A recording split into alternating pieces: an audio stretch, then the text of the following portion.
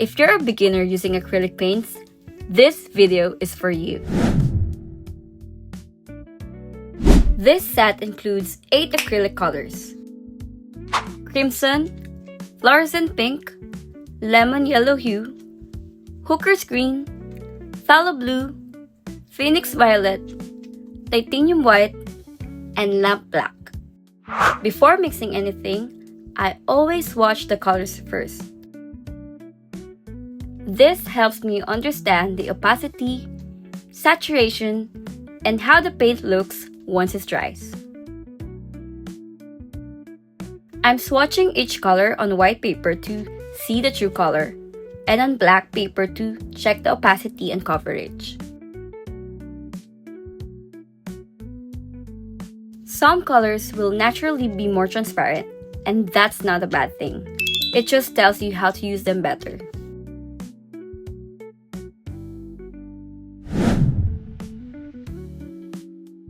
Once I know how each color behaves, mixing becomes much easier.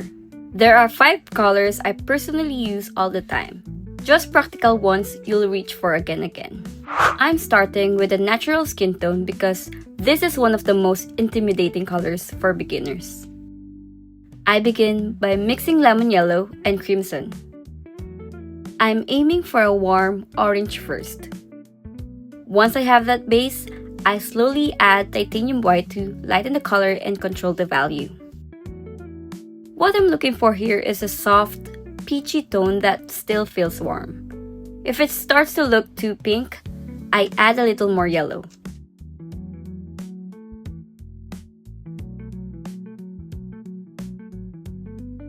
This base mix is really flexible. You can push it warmer, cooler, or darker just by adjusting small amounts. For shadows, I almost never go straight black. Instead, I mix phthalo blue and crimson first. This creates a deep purple. Then, I add titanium white until it turns into a soft gray. This kind of gray feels much more natural than black, especially for shadows in skin, fabric, or backgrounds. If it feels too cool, I add a bit more crimson. And if it starts to look too purple, I simply add more white. This is one of those mixes that instantly makes painting look more professional. Straight green can look very unnatural, especially in landscapes. To mute it, I add a very small amount of crimson, just enough to take away the brightness. What I'm aiming for is an earthy, olive tone that feels natural and calm. This is a great base green that you can darken or lighten depending on your scene. For sky blue, I start with phthalo blue and titanium white.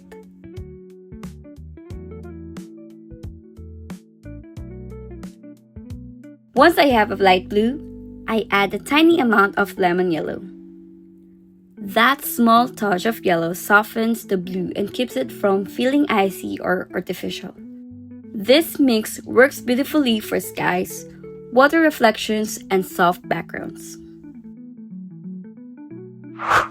This is one of my most used colors, especially for backgrounds. I start with lemon yellow and titanium white to create a light, warm base. Then, I add a touch of crimson to introduce warmth. To neutralize everything, I add the smallest amount of phthalo blue. I'm looking for a soft beige that doesn't lean too pink or too yellow.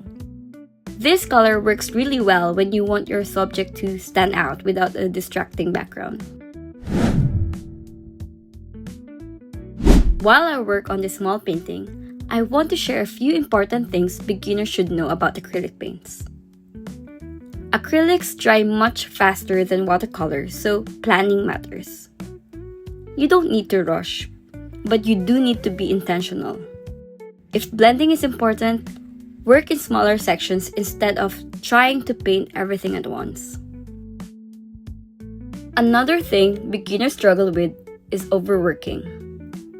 Acrylic paint doesn't like being touched too much once it starts drying. If something feels off, it's often better to let it dry completely and paint over it rather than trying to fix it immediately. Also, don't rely on black for shadows. As you saw earlier, mixing your own grays and darks keeps your painting more lively and less flat. And finally, limited palettes are your friend. Working with fewer colors helps you understand how paints interact and keeps your painting more cohesive. Acrylic paints don't need to be intimidating. Once you understand how they behave, they become incredibly flexible and forgiving.